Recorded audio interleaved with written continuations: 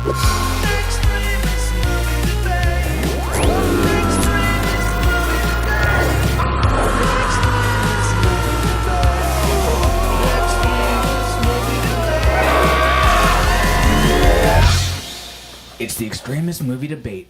And tonight, we're talking 2016's Hacksaw Ridge. I am Joe. I'm Ethan, and one of us is going to love it, one of us is going to hate it. Let the coins decide their fate.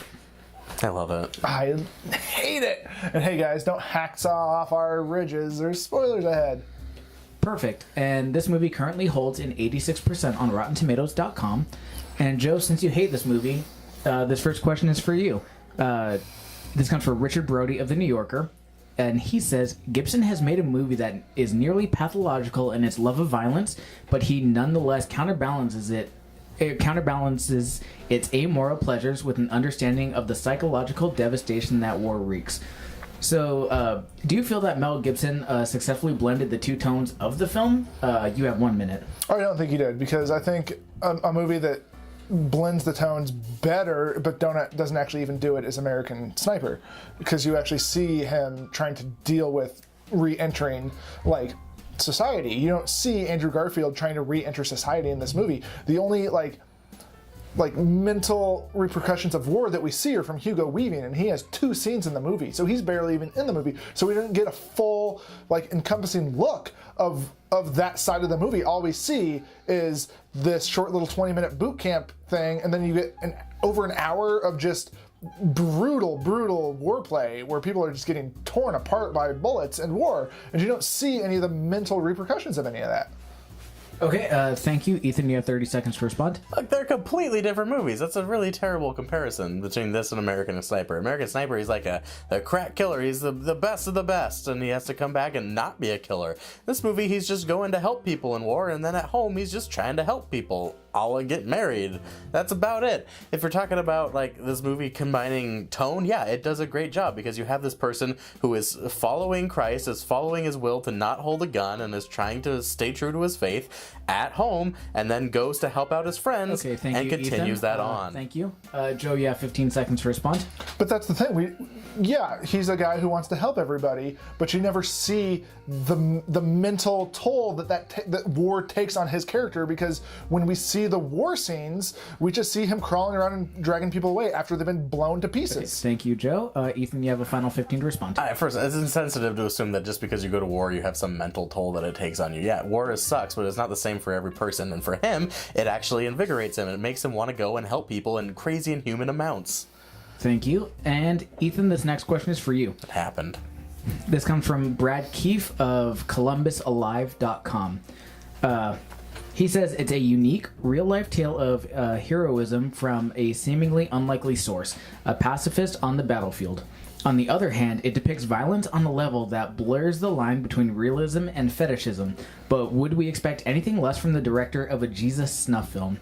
So my question for you is, do you think the violence in the film could be considered gratuitous, compared to Passion of the Christ, or do you think the violence actually contributed overall to the story of the movie?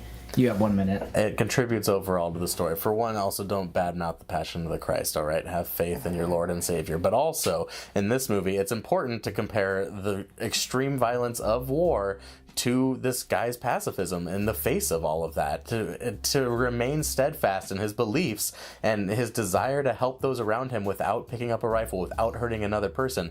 That is extremely important to him, and it seems absurd given the environment of this movie. So it is necessary to show it at its most extreme, which, by the way, is just war. I mean, this movie was screened for veterans, and the bullets whizzing past like nobody's ever nailed that sound before. This guy nailed it. Good job, sound mixing guy who did Top Gun. So this guy did a great job, and they bring the realistic nature of war to the screen, and to say that it's extreme is just for people who haven't actually been there.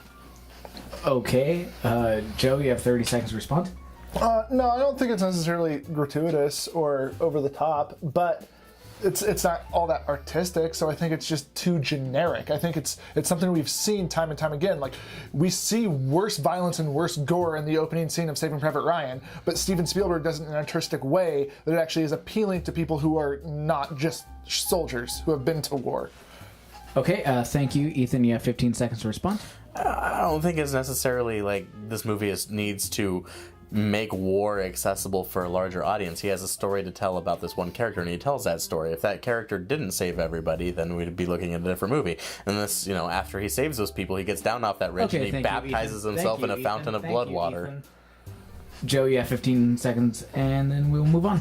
Yeah, so no, I mean, yeah, the movie was about a guy, a pacifist, who was just trying to save people. Then why make it as violent as it is? Why not try to embody his mindset and what he's trying to do, opposed to focusing on the gore and the horrors of war? Okay, thank you, Joe. And may I?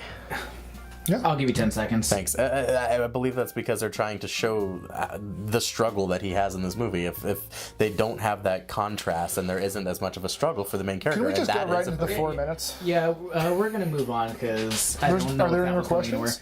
anywhere. No, I've asked you both a question. Okay. So we're gonna open up the floor for debate. You have 4 minutes to discuss and go. But here's the thing.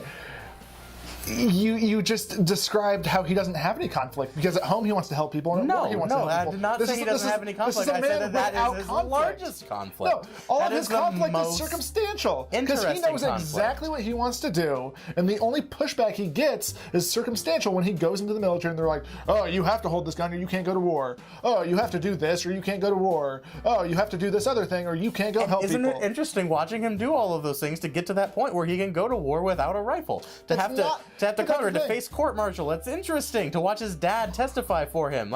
These are moments of drama. But it's all boiling down to him saying, the big guy told me to do it. He's not actually doing it of his own volition. He's doing it because of his faith. And it's pretty easy to do things on faith when you think a higher being is telling you to do that. And that's all that is. There is no internal struggle for this character because he believes and has so much faith in God that it's not even a question for him. So there is no conflict for this guy. It's all circumstantial and in the environment that he finds himself. That's the only interesting things that happen is his pushback against the establishment.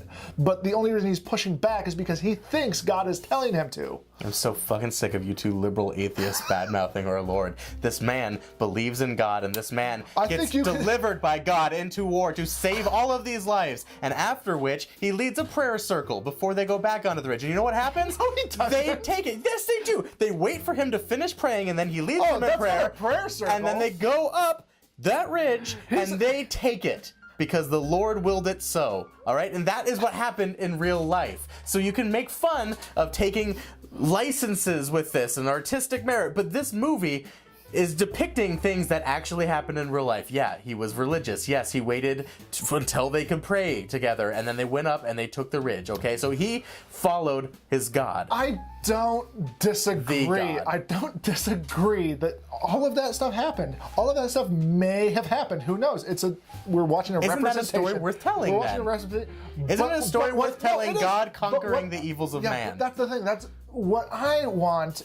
Is interesting and conflicted characters and a guy you don't love God. And a guy who is not conflicted because he has so much faith, which is interesting to an extent, but not like a war movie extent.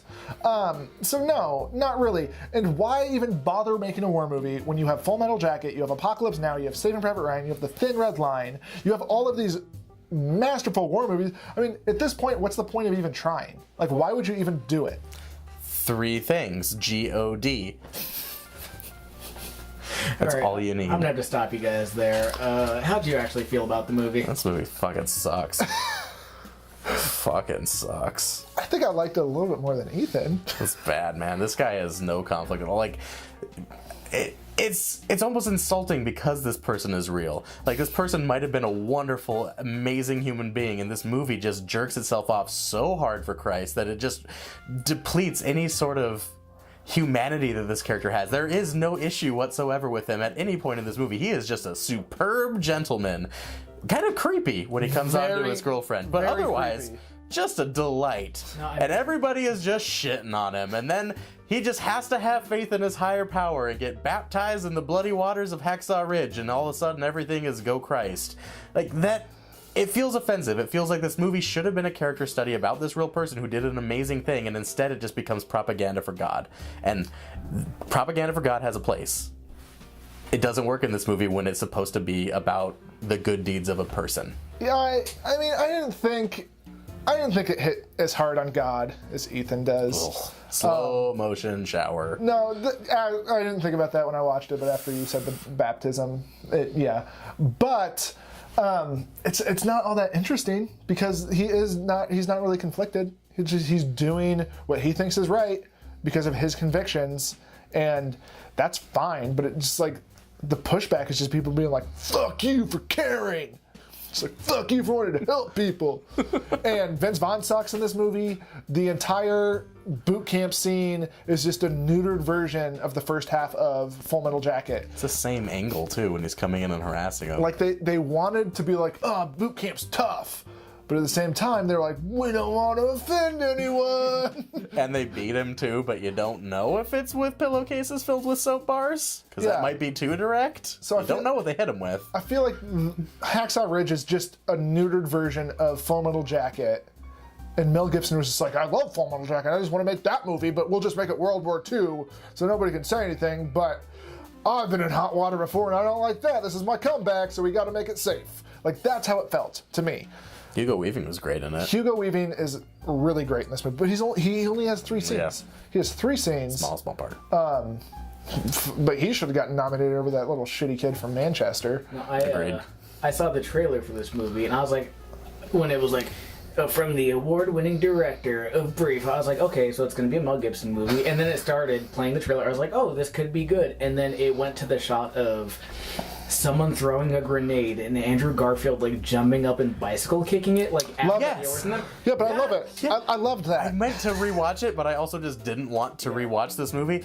Does he kick it towards the people, thereby just disintegrating all of his integrity whatsoever? Because I don't remember what direction he kicks that live grenade. He swats it, doesn't he? He kicks it. swats Yeah, he like bicycle kick. Like, So he jumps up, bicycle. So he kicks one. But is it Doesn't he swat toward one the away? Japanese? I think so.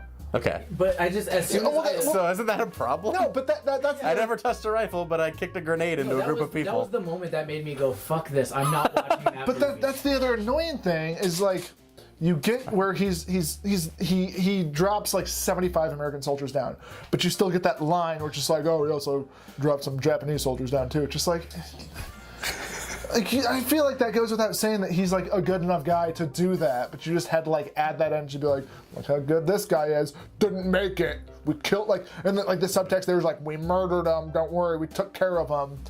And just like, Thank God he saved that one in the tunnel. yeah, no, it's just like he's such a good guy, but everybody else is such bad guys. I feel like that was their way around like these like absolute characters, and I think that's the thing. It's like all of the characters in this movie are absolutes, and the only interesting one really is Hugo Weaving, and we don't get enough of him. Okay. Well, what would you guys rate the movie? I'll give it a 5 out of 10. No thunder. 5 Okay. out of 10. Yep, no thunder. You can like and subscribe to our channel, comment below, and if you want us to do a movie in the future, go ahead and request it in the comments below, and if you'd like us to answer a question about said movie, go ahead and write that in the comments. Also, Unpaid Intern Jeff will read it on the episode, and yeah, that's it. All right. Thank you and good night. Good night. Thanks.